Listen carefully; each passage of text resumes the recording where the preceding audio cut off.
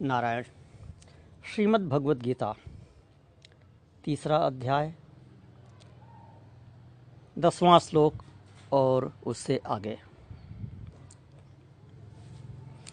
यज्ञ का प्रसंग है।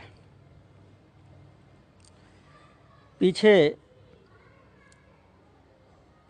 स्मरण दिला दें संगत बैठाने के लिए।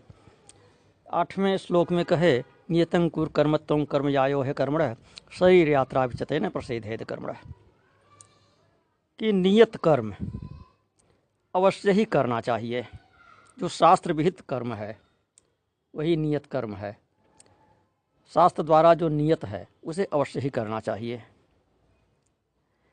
क्योंकि कर्म न करने से कर्म करना ही श्रेष्ठ है। बिना कर्म किए तो शरीर का भी निर्वाह नहीं हो सकता है। तो तात्पर्य यहाँ पर यह था कि शास्त्रोक्त कर्म तो करने ही चाहिए, उन्हें कोई छोड़ ही नहीं सकता है। फल को छोड़ा जा सकता है, कर्म को नहीं। तो फलासक्ति को छोड़कर कर्म कीजिए। भावना से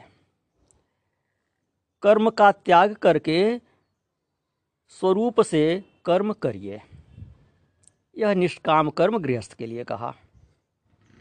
भावना से निष्काम रहिए, भावना से निष्कर्म रहिए। भावना से कोई कर्म हम नहीं करते हैं ऐसा कीजिए, ऐसी भावना कीजिए कि हम कुछ नहीं कर रहे हैं, लेकिन स्वरूप से कर्म करते रहिए। बाहर से कर्म अवश्य करना है, उसे करते रहिए। बाह्य कर्म से मुक्ति केवल सन्यासी के लिए है।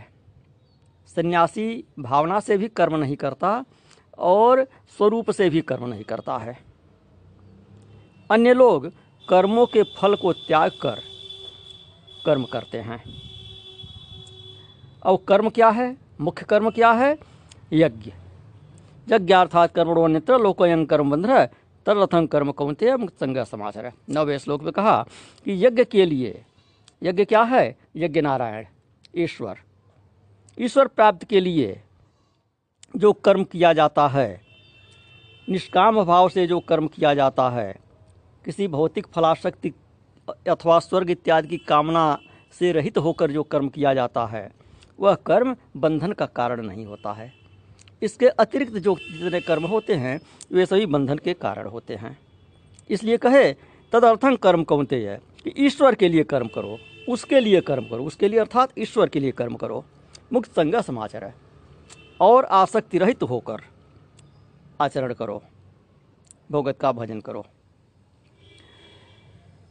फिर अब कहते हैं 10वें श्लोक में, सह यज्ञा प्रजा श्रेष्ठा पुरोवाच प्रजापति अनेन प्रसवेश्यध्वमेशोस्तुष्ट कामधुक्।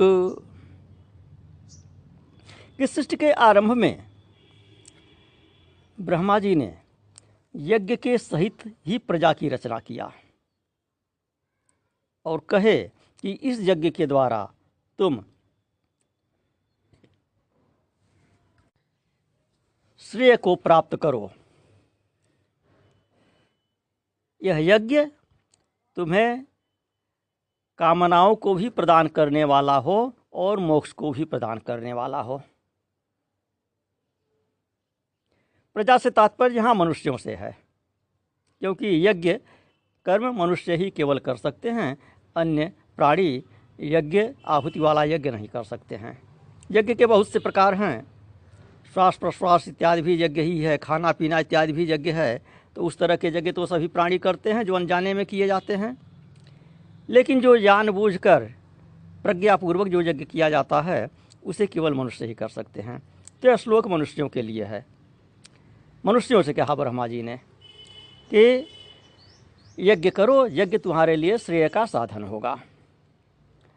और इस यज्ञ से देवता प्रसन्न होंगे, देवता तुम्हें तुम्हारे लिए योग्य भोग प्रदान करेंगे। तुम देवताओं को हवि प्रदान करो और देवता तुम्हारी कामनाओं की पूर्ति करें, वे भोग प्रदान करें। देवान भावयतानेन ते देवा भावयन्तु परस्परम भावयन्तः श्रेयः परम वाप्स्यथ। इन स्रोत स्मार्त इत्यादि यज्ञों के द्वारा देवताओं को संतुष्ट करो, वे देवता तुम्हें संतुष्ट करें। इस प्रकार एक दूसरे को संतुष्ट करते हुए तुम दोनों ही परम श्रेय को प्राप्त करो। तो यज्ञ देवताओं के लिए भी श्रेय देने वाला है और मनुष्यों को भी श्रेय देने वाला है, दोनों के लिए कल्याणकारी है। और यहाँ पारस्परिकता की बात करते हैं, दोनों एक दूसरे पर निर्भर हैं, यह बात करते हैं। देवताओं का बल है यज्ञ और मनुष्य के कामनाओं की पूर्ति वह देवता करते हैं उस यज्ञ से प्रसन्न होकर के। तो तुम लोग देवताओं को प्रसन्न करो, देवता लोग तुम्हें प्रसन्न करें। Cooperative system. तो उस यज्ञ का स्वरूप क्या है यह भी जानना यहाँ पर आवश्यक है। यज्ञ बहुत प्रकार के होते हैं। एक तो प्रसिद्ध यज्ञ जो महायज्ञ होते हैं, बड़े स्तर पर आयोजित होते हैं, सुना जाता है उन्हें, जो रुद्र यज्ञ, अतिरुद्र यज्ञ, विष्णु महायज्ञ इत्यादि। तो वह विशेष कर्मकांडी लोगों के लिए वह विशेष यज्ञ हैं। स्वर्ग की कामना इत्यादि करने वालों के लिए यज्ञ हैं, अग्निष्टोम इत्यादि यज्ञ हैं। उनकी चर्चा हम यहाँ नहीं कर रहे हैं। यहाँ उन यज्ञों की चर्चा कर रहे हैं जिन्हें प्रत्येक मनुष्य को करना ही चाहिए और प्रतिदिन करना चाहिए। ये पंच यज्ञ हैं, पंच महायज्ञ कहिए, 5 प्रकार के। कौन कौन से? भूत यज्ञ, देव यज्ञ, पितृयज्ञ, मनुष्य यज्ञ और ब्रह्म यज्ञ। ये 5 प्रकार के यज्ञ प्रत्येक व्यक्ति को करने ही चाहिए। क्यों करने चाहिए? क्योंकि प्रत्येक व्यक्ति 5 प्रकार के ऋणों के साथ उत्पन्न होता है। कहीं कहीं पर 3 कहा है, देव ऋण, ऋषि ऋण, मनुष्य पितृ ऋण। ये 3 प्रसिद्ध हैं, प्रमुख हैं, लेकिन इसके अतिरिक्त भी 2 हैं, भूत ऋण और मनुष्य ऋण। तो देव ऋण की पूर्ति कैसे होती है, देव ऋण से मुक्ति कैसे मिलती है? यज्ञ के द्वारा, हवन के द्वारा। पितृ ऋण से मुक्ति मिलती है संतति के द्वारा, संतान उत्पन्न करने के द्वारा। और ऋषि ऋण से कैसे मुक्ति मिलती है? शास्त्रों के स्वाध्याय से, सतंग से। ये 3 मुख्य हुए। इसके अतिरिक्त क्या हैं? मनुष्य ऋण। प्रत्येक व्यक्ति पर समाज का भी ऋण होता है, उसे मनुष्य ऋण कहते हैं। तो उस ऋण से मुक्ति मिलती है अतिथि सत्कार के द्वारा। भोजन, आवास इत्यादि देकर अतिथि का सत्कार मुख्य है। और अन्य भी जो आयोजन किए जाते हैं, भोज भंडारे इत्यादि किए जाते हैं, वह सब भी उसी मनुष्य ऋण में आ जाते हैं। भाई भात, कुटुंबियों को भोजन कराना, रिश्तेदारों को सेवा स्वागत करना, वह सब भी उसी में आ जाता है। लेकिन उसमें भी मुख्य है अतिथि। अतिथि कौन है? विशेष रूप से जो अपरिचित हो, अकस्मात आ जाए, उसे अतिथि कहते हैं। जिससे न ज्ञायते नाम, न गोत्रम, न च स्थिति, अकस्मात गृहमायाति, सो अतिथि कथ्यते बुधई। जिसका आपको नाम भी न मालूम हो, जिसका गोत्र न मालूम हो, जिसका पता भी न मालूम हो और अकस्मात घर पर आ जाए, उसे अतिथि कहते हैं। सर्वश्रेष्ठ अतिथि वह है। ऐसे जान पहचान वाले को भी, नाते रिश्ते वालों को भी अतिथि कहते हैं। लेकिन मुख्य रूप से सर्वश्रेष्ठ अतिथि वह है कि जो बिल्कुल अपरिचित है, उसकी भी आप सेवा करें। वो अतिथि सेवा मुख्य सेवा है। तो यह मनुष्य ऋण हो गया, मनुष्य ऋण से मुक्ति प्राप्त करने का उपाय हो गया। और 5वां है भूत यज्ञ। इसको पर्यावरण से ले लीजिए, पर्यावरण संरक्षण से ले लीजिए। पर्यावरण का, प्रत्येक प्राणी का आपके ऊपर ऋण होता है। पूरे वायुमंडल का आप पर ऋण होता है। पशु पक्षी कीट पतंग सबका आपके ऊपर ऋण होता है। सभी पर्यावरण के अनिवार्य अंग हैं। इकोसिस्टम का आपके ऊपर ऋण होता है। तो उस इकोसिस्टम का ऋण चुकाने के लिए भूत यज्ञ है। पशु पक्षियों को चारा देना, अन्न देना, छत पर कुछ अन्न बिखेर दीजिए चिड़ियों को चुगने के लिए, कुत्ते को अन्न दीजिए। गाय को तो अन्न देने का प्रसिद्ध ही है विधान, पहली रोटी गाय को, आखिरी रोटी कुत्ते को कहा ही जाता है। वह दीजिए, वह भूत यज्ञ में आ गया। चिड़ियों के लिए दाना निकालिए, भूत यज्ञ में आ गया। तो भूत बलि उसे कहते हैं।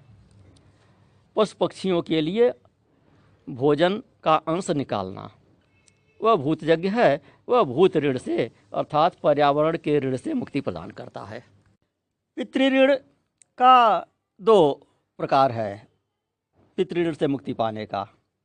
एक तो प्रमुख है कि प्रजा को आगे बढ़ाना, संतान श्रृंखला को आगे बढ़ाना, और दूसरा पितृपूजन, तर्पण इत्यादि, स्वधा के द्वारा पितृपूजन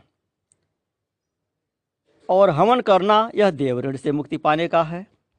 तो स्वाहा देवताओं के लिए, स्वधा पितरों के लिए। तो स्वाहा स्वधा प्रतिदिन होना चाहिए। पितरों के लिए जल से तर्पण कीजिए और देवताओं के लिए अग्नि में स्वाहा कीजिए।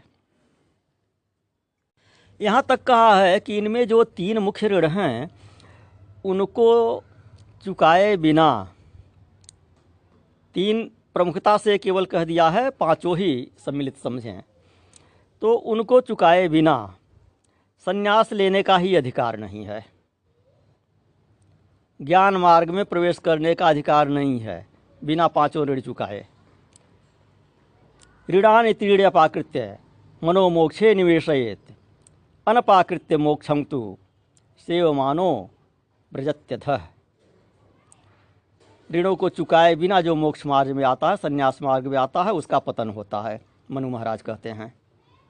अन्यत्र भी कहा, गरुड़ पुराण में भी कहा है, ऋणानि त्रीणि अपाकृत्य त्यक्त्वा भार्या धनाधिकम एकाकी यस्तु विचरेद उदासीनः स मौक्षिकः। ये 3 ऋणों को, 3 ऋण अर्थात देव ऋण, पितृ ऋण और ब्रह्म ऋण, ऋषि ऋण, इनको चुका करके उसके बाद पत्नी और धन इत्यादि, कुटुंब इत्यादि को छोड़कर एकाकी निरपेक्ष रहते हुए, सर्वथा उदासीन रहते हुए, सब चीज़ों से उदासीन का अर्थ उदास मनहूस होना नहीं, उदासीन का अर्थ कि निरपेक्ष रहना, किसी से कोई अपेक्षा न करना। इस प्रकार जो विचरण करता है वह मौक्षिक है, वह सन्यासी है। तो यह जो 5 यज्ञ हैं, यह तो मुख्य रूप से ये सभी को करने ही चाहिए। और यज्ञ वैसे बहुत प्रकार के हैं, आगे 4थे अध्याय में अधिक विस्तार से इसका वर्णन है, वहाँ और अधिक विस्तृत विवरण देंगे। मोटे तौर पर अभी यहाँ समझें कि विहित और अविहित इस प्रकार से 2 यज्ञ हैं। विहित जो निर्धारित हैं, करने ही चाहिए, और अविहित जो अपने आप ही होते हैं। आटे में जल छोड़ना भी यज्ञ है, अग्नि में द्रव्य डालना यज्ञ है, मुख में ग्रास डालना भी यज्ञ है, श्वास प्रश्वास भी यज्ञ है। ये सब अविहित हैं, यह सब अपने आप ही होते हैं। ये सब अपने आप ही होते हैं, तो इनकी चर्चा क्यों? कि इनमें यज्ञ की भावना आप करें तो चित्त की शुद्धि होगी। श्वास तो पशु पक्षी भी लेते हैं, सभी लेते हैं, और सारे मनुष्य लेते हैं, किंतु श्वास प्रश्वास में यदि आप यज्ञ की भावना करते हैं, भोजन करते हैं उसमें यज्ञ की भावना करते हैं कि हम मुंह में जो डाल रहे हैं, जो खा रहे हैं, यह वैश्वानर अग्नि में यह हवि डाल रहे हैं, इस भावना से भोजन करें तो वह यज्ञ हो गया। बाहर सांस छोड़ रहे हैं, तो अखंड में, अपरिमित में, व्यापक आकाश में हम हवन कर रहे हैं। भीतर श्वास खींच रहे हैं तो उसको भावना करें कि बाहर से हम हवन भीतर की ओर कर रहे हैं, तो वह यज्ञ हो गया। अन्यथा वह साधारण श्वास प्रश्वास है। ये सब यज्ञ के विस्तृत विभाग हुए। यहाँ पर मुख्य तात्पर्य है पंच महायज्ञों से। इन्हें अवश्य ही करना चाहिए, जो भौतिक रूप से जो विहित हैं, जो भी हमने बताया 5। इन यज्ञों से ही सृष्टि चक्र चलता है। फिर आगे कहते हैं, इष्टान भोगान ही वो देवा दासन्ते यज्ञ भाविता तैर्दत्तान प्रदायेभ्यो यो भुंक्ते स्तेन एव सः। कि यज्ञ के द्वारा संतुष्ट होकर वे देवता इच्छित भोगों को प्रदान करते हैं, स्त्री पुत्र धन इत्यादि को प्रदान करते हैं। और जो देवताओं के द्वारा प्रदान किए गए स्त्री पुत्र धन इत्यादि का उपभोग बिना यज्ञ किए करता है, वह चोरी करता है, वह चोर है, चुरा कर खाने के जैसा है। बिना यज्ञ किए भोजन करते हैं तो वह चोरी का भोजन हुआ। क्योंकि जो कुछ भी आपको भोग प्राप्त है, यह देवताओं की कृपा प्रसाद से प्राप्त है। पहले आपने सत्कर्म किए हैं तो ये भोग मिल रहे हैं, और यह भोग मिल रहे हैं तो फिर यज्ञ के द्वारा देवताओं को आप प्रसन्न करें तो फिर आगे भी वे भोग प्रदान करेंगे। ये पारस्परिकता का चक्र है, यह चलता रहता है। आपने देवताओं को दिया, देवता आपको दे रहे हैं, तो बिना दिए हुए यदि उपभोग कर रहे हैं तो चोरी कर रहे हैं। यज्ञ शिष्टाशिनः संतो मुच्यन्ते सर्वकिल विषयी भुंजते ते तो घम पापा जे पचन्त्यात् कारणात्। कहते हैं कि यज्ञ से जो शेष अन्न है उसी का भोजन करना चाहिए। वही भोजन करने से मनुष्य पापों से मुक्त होता है, अन्यथा वह पाप ही भक्षण करता है। जो केवल अपने लिए पकाता है, देवताओं को हवि प्रदान किए बिना जो भोजन कर लेता है, पंच यज्ञों को किए बिना जो भोजन कर लेता है, वह केवल पाप का ही भक्षण करता है। तो आपने यदि हवन करके पशु पक्षियों के लिए बलि निकाल करके, गाय के लिए रोटी निकाल कर, अतिथि का सत्कार करके, अतिथि की प्रतीक्षा करके, अतिथि कोई बाहरी नहीं आता है तो अपने कुटुंबियों इत्यादि को जो भोजन करा करके, सेवकों को भी भोजन करा करके जो भोजन करते हैं, तो वह यज्ञ शेष भोजन कहलाता है। और सीधे सीधे अपने खाने लगते हैं तो वह फिर केवल पाप का भक्षण करते हैं। तो यह पंच यज्ञ करने से पंच पातकों से भी मुक्ति मिलती है, जो पहले हम बता चुके हैं 1-2 एपिसोड पहले, और 5 प्रकार के ऋणों से भी मुक्ति मिलती है। 5 प्रकार के ऋणों की अभी चर्चा किए, और पंचपातक जो हैं वो पहले बता चुके हैं। कंडनी पे सड़ी चुल्ली उदकुंभी च मार्जनी पंचसूना गृहस्थ से पंचयज्ञात प्रदर्शति। उखल चक्की चूल्हा, जल रखने का स्थान, झाड़ू, ये सब 5 चीज़ों के द्वारा गृहस्थों से कुछ न कुछ हिंसा हो ही जाती है। तो उस हिंसा से मुक्ति पाने के लिए यह पंच महायज्ञ हैं। तो 5 प्रकार के ऋणों से ही मुक्ति पाने के लिए, इन 5 प्रकार के पातकों से ही मुक्ति पाने के लिए ये पंच महायज्ञ अनिवार्यतः करने चाहिए। नारायण।